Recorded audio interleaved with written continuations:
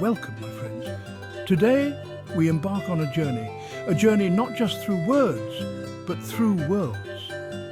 You see, when we tell a story, especially one as timeless as the parables from the Bible, we must do more than recite. We must build the world in which the story takes place, allowing our listeners to step inside to feel it with us. So how do we do this? How do we take something as ancient as the parable of the lost coin and turn it into a living, breathing experience for our audience? That, my dear friends, is what we're going to explore together today.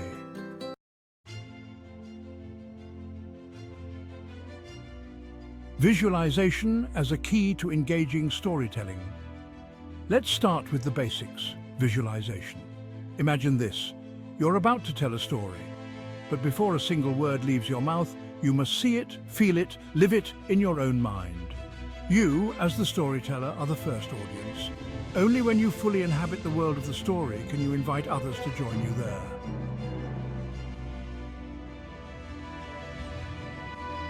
The power of visualization. Now you might ask, why is this so important? Well, let me tell you, storytelling isn't just about the words we choose. It's about creating a feeling, an experience, where your listeners feel as though they are there with you. And to do that, we need to see the story in our mind's eye. Think about the parable of the Good Samaritan. Don't just talk about a man walking down the road. No. Feel the heat of the desert sun on your skin. Hear the crunch of the sand beneath your feet. Smell the dust hanging in the air as the traveler collapses, wounded, desperate. These sensory details bring your story to life. Without them, it's just words. With them, it's a world.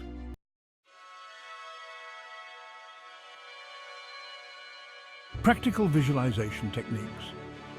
All right, so how do we do this in practice? Let's walk through a few techniques. First, mentally walk through the scene. Close your eyes for a moment and place yourself in the world of the story. Take a few minutes to really live there. Imagine the details. Where are you standing? What do you see? Feel the textures, hear the sounds. In a moment, we'll practice this together with the parable of the lost coin. Second, storyboarding, whether in your mind or on paper. Sometimes it helps to draw out the scene, even if only in your mind. Picture the layout of the space, the position of the characters, the lighting, the movement. This gives you a clear sense of direction when you begin to tell the story aloud.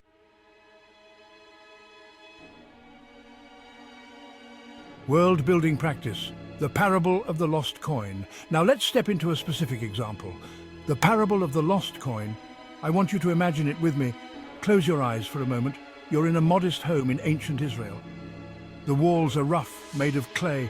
The light is dim, barely enough to see by, cast from flickering oil lamps. Can you see it? The shadows dancing across the dirt floor. The woman bent low, her fingers brushing over every inch of that floor, searching desperately for her lost coin. Her breath quickens, her movements become frantic as the minutes pass. What can you see? Look closely. The home is simple. Maybe there's a woven mat on the floor, a few jars lining the walls. The light is weak, casting long shadows, making the search more difficult. Can you see the other coins she still has in her possession, glinting faintly in the dim light? What can you hear? Listen. There's the soft crackle of the oil lamp, the soft rustle of fabric as the woman moves quickly through the house. The quiet scrape of her fingers as they sift through the dust. Maybe you hear distant voices outside, the faint creak of a door as it moves in the breeze. What can you smell? The burnt oil from the lamp, lingering in the air. The earthy scent of the dirt floor beneath her. What can you feel? The roughness of the ground beneath her fingers. The soft, worn fabric of her dress. The sweat on her brow as her desperation grows.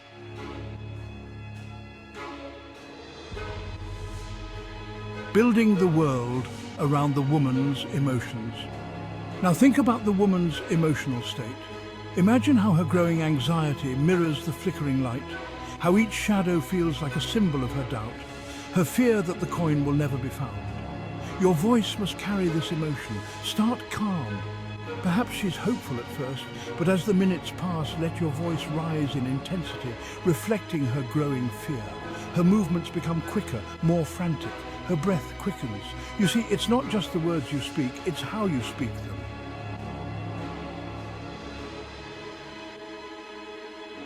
Practical application for storytellers. Let's do an exercise together. I want you to mentally walk through the woman's house again. Close your eyes, stand in the doorway, run your hand along the walls, feel their roughness. Notice the dim light, the sounds around you. Now, in your mind, begin to tell the story. Let each detail guide you as though you're there in that house, searching with her.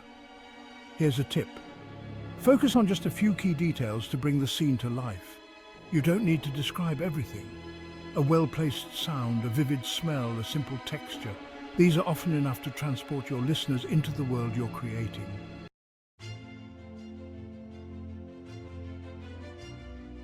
Now let's talk about collaboration. You see, storytelling doesn't have to be a solitary act. In fact, it's often enriched by the perspectives of others. Think of a writer's room for a television show. Each person brings their own imagination, their own insights, making the story deeper, richer. When we work together, we create a shared world. This is especially true in oral storytelling. Let's say you're working with a group to tell the tale. You begin by imagining the scene, but each person adds a new layer. One of you describes the flickering light, another the sound of her hurried breathing, another the texture of the ground.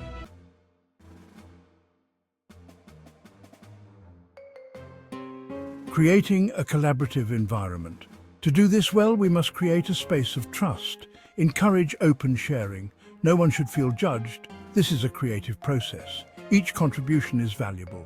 You might start with a warm-up exercise where everyone describes a small detail of the scene they've imagined. This helps build confidence and sparks creativity.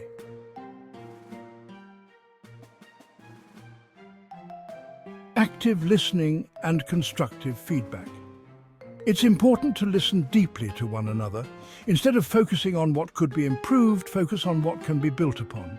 For example, if someone describes the light in the room, you might say, "What if the shadows grew as the woman became more desperate?"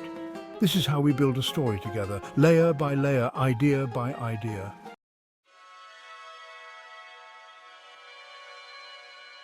Group exercises for world building. Now, let's try a group exercise. Imagine the moment in the parable when the woman realizes she's lost the coin. Each of you will contribute a detail to this scene: the light, the sounds, the emotions. Once we've built the world together, one of you will tell the scene aloud, using all the elements we've imagined.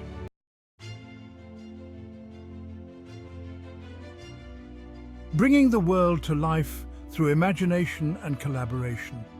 So, my dear friends, world building is not merely an exercise in imagination.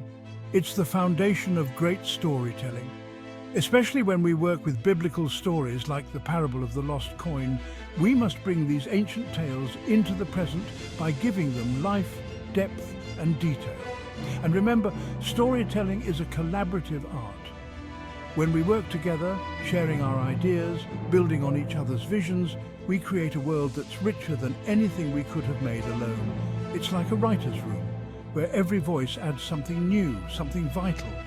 So, go ahead, practice, build, collaborate, and bring your stories to life in a way that your audience will never forget.